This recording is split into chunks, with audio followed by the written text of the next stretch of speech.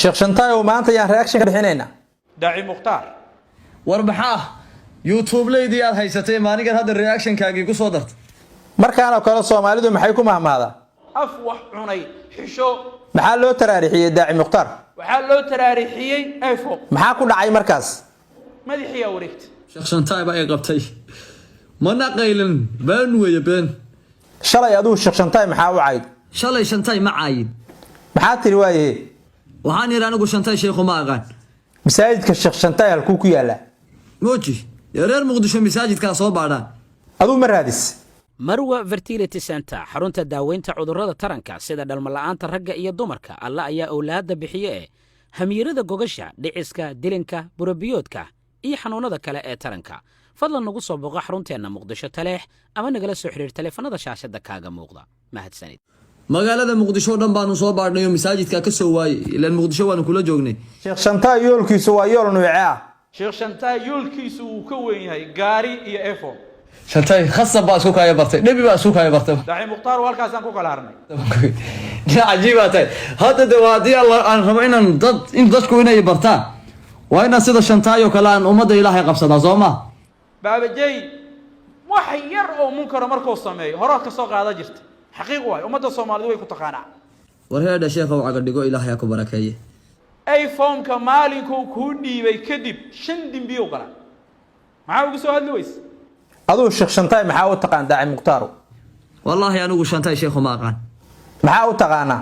nin masaajidada Ilaahay reaction ma ahana wax kale aanan u fadhinin nin masaajidada Ilaahay salma naasleer kale nin masaajidada Ilaahay buumahi wax ku sheegay nin masaajidada Ilaahay socodkii qofka bini'aadamkii iyo luguhii Ilaahay sameeyay wax ka sheegaya sheekh Shantaay oo daaci mukhtaar muxuu baraha bulshada ku soo galay markuu soo galay daaci mukhtaar balaha bulshada wuxuu ku soo galay kow horto asagoo haysaha inta isdul saara boodbooday horto baraha bulshada soo galay cod nuuce ah oo isticmaala sheekh Xuseen Cali Jabuuti codkiisa isticmaala Ilaahay baa ku dhaariyay codkaygan iyo codka sheekh Xuseen Cali ba isleeyihiin oo kaadi daaci mukhtaar oo sheekh Shantaay hadalka watay tafadal waa ku dhageysanayaa horta baraha bulshada waxaad la timaadaa cod adigu aad leedahay daaci mukhtaar ahaan umada wax ugu sheeg daaci mukhtaar oo maxaa ka leedahay hadalkan YouTube kaaga yaraa inuu igu kala kaco oo adigu yar kala kicisay isbuucan baa damo midhaarag reactionada ka dhamaadee inaad xoogaa igu yar kala kiciso oo yacni aniga ma isbuucan ay dadka indhahooda igu soo jeedisay bal waa ku daawanaya ruuxu inuu iskalifo ay qof ku nool qaaradaha Ameerika iyo Yurub ma ku dhiban tahay faylalka dhaadheer ee xawaaladaha haddaba intaas oo dhan waxa ka xaqabtiraya application-ka Payc oo ah adeeg ku suurtagelinaya inaad lacag u dirto family-gaaga iyo asxaabtaada adigoo ku sugan gurigaaga goobtaada shaqada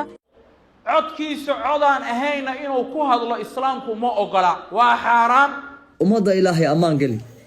oo anigana karbaashkaaga igu soo wad salaada subax bari YouTube-ka hal muuqaal baa ku haray daawada bal adiguna aragtidaada commentiga nagula wadaag muuqaalkan si share galay oo lay galay si u gaara shacab badan haruubkooli waa bar ma buuxsamin haruubkan loo bixiyo waxba idin ka dooni mayse meel yar oo la buujinayo shilin uusan kaaga bixaynin walaalo waabay daawatay ha iga baqiilin